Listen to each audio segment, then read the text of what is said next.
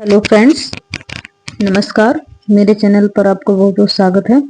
आज मैं ललही छठ यानी हल छठ व्रत की कथा लेकर आई हूँ। हल छठ यानी ललही छठ व्रत कथा पढ़ने से ही बलराम जयंती व्रत पूरा होता है।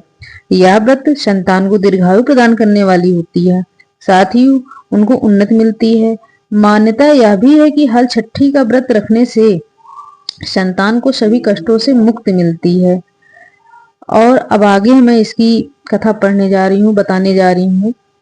हिंदू धर्म में भाद्रपद कृष्ण पक्ष षष्ठी तिथि हल छठ, ललही छठ और बलराम जयंती के रूप में जानी जाती है। मान्यता है कि इसी दिन भगवान श्री कृष्ण के बड़े भाई भगवान बलराम का जन्म हुआ था। यह व्रत रखने से व्रती के पुत्र दीर्घायु और संपन्न होते हैं, अर्थात जो यह स्त्री व्रत रखती है उसके पुत्र की दीर्घायु आयु होती है और वह हर सुख को प्राप्त करते हैं। इससे संतान के सभी संकट दूर होते हैं। इस दिन ललही छठ कथा जरूर सुनना चाहिए। ललही छठ व्रत कथा। ललही छठ व्रत कथा के अनुसार प्राचीन काल में एक ग्वालिन थी। उसका प्रसव काल अत्यंत निकट था। एक ओर वह प्रसव संबंधित परेशानियों से व्याकुल थी, दूसरी ओर उसका मन गोरस अर्थात दूध दही बेचने में लगा हुआ था। उसने सोचा कि यदि प्रसव हो गया तो मैं गौरस यूं ही पड़ा रह जाएगा, अर्थात दूध दही मेरा ऐसे ही पड़ा रह जाएगा।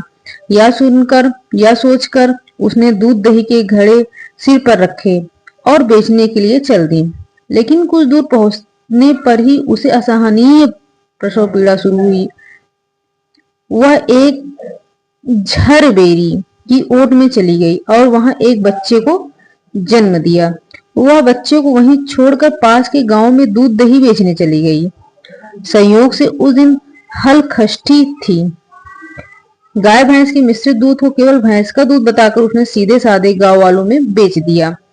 उधर जिस झरबेरी के नीचे उसने बच्चे को छोड़ा था, उसके समीप ही खेत में एक किसान हल जोत रहा था। अचानक उसके बैल भड़क उठे और हल्का फल शरीर में घुसने से वह बालक मर गया। इस घटना से किसान बहुत दुखी हुआ, फिर भी उसने हिम्मत और धैर्य से काम लिया। उसने झरबेरी के कांटों से ही बच्चे के चीरे हुए पेट में टाके लगाए और उसे वहीं छोड़कर चला गया।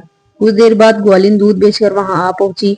बच्चे की ऐसा दशा देखकर उससे समझते देर नहीं लगी कि यह सब उसके पाप की ही सजा है। वह सोचने लगी, यदि मैंने झूठ बोलकर गाय का दूध न बेचा होता, गांव की स्त्रियों का धर्म भ्रष्ट न किया होता, तो मेरे बच्चों की यह दशा न होती। अतः मुझे लौटकर सब बातें गांव वालों को बताकर प्रायश्चित करना चाहिए। ऐसा निश्चय कर वह उस गांव में पहुंची जहां उसने दूध दही बेचा था। वह गली गली घूमकर अपनी करतूत और उसके फलस्वरूप मिले दंड का बखान करने लगी।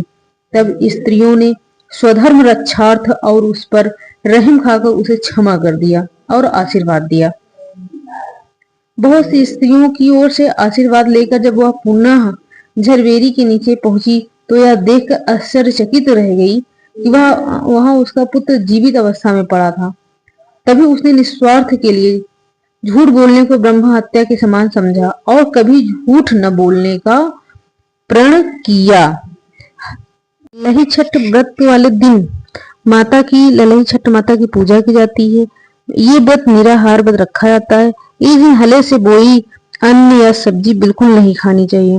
भैंस के दूध का सेवन किया जाता है। इस व्रत के दिन महिलाएं भैंस के दूध से बनी दही और महुआ को पलाश के पत्ते पर लेकर खाती हैं। छठ व्रत कथा करने के लिए उसकी सामग्री क्या क्या होती है?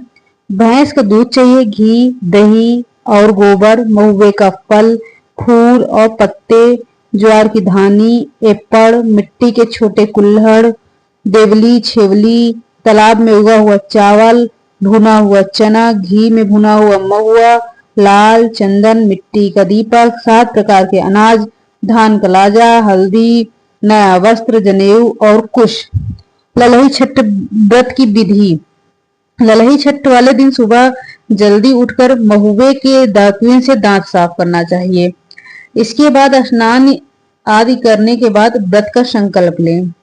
इसके बाद पूजा घर में भैंस के गोबर से दीवार पर छठ माता का चित्र बनाएं। साथ ही हल सप्तऋषि पशु किसान का भी चित्र बना सकते हैं। अब घर में तैयार एपण से इन सभी की पूजा की जाती है। फिर चौकी पर एक कलश रखें। इसके बाद भगवान गणेश और माता पार्वती की प्रतिमा को स्थापित करें। उनकी विधि विधान पूजा करें। इसके बाद एक मिट्टी से कुल्हड़ में ज्वार की धानी और महुआ भरें। इसके बाद एक मटकी में देवली छेवली रखें। फिर हल छठ माता की पूजा करें। इसके बाद कुल्हड़ और मटकी की विधि से पूजा करें। फिर 7 तरह के अनाज जैसे गेहूं, मक्का, जौ, अरहर, मूंग और धान चढ़ाएं। ये सब भूंजा हुआ रहना चाहिए और भूंजना सुबह ही चाहिए, तुरंत का ताजा ही भूंज के चढ़ाया जाता है। फिर आभूषण और हल्दी से रंगा हुआ वस्त्र भी चढ़ाएं। फिर भैंस के दूध से बने मक्खन से हवन किया जाता है। अंत में छठ मैया की कथा पढ़ें और माता पार्वती की आरती उतारें। पूजा स्थान पर ही बैठकर महुए के पत्ते पर महुए का फल और भैंस के दूध से निर्मित दही का सेवन करें। ये एक फसड़ी का चावल होता है जो पानी मुकता है। उस दिन आप फसड़ी का चावल भी खा सकते हैं।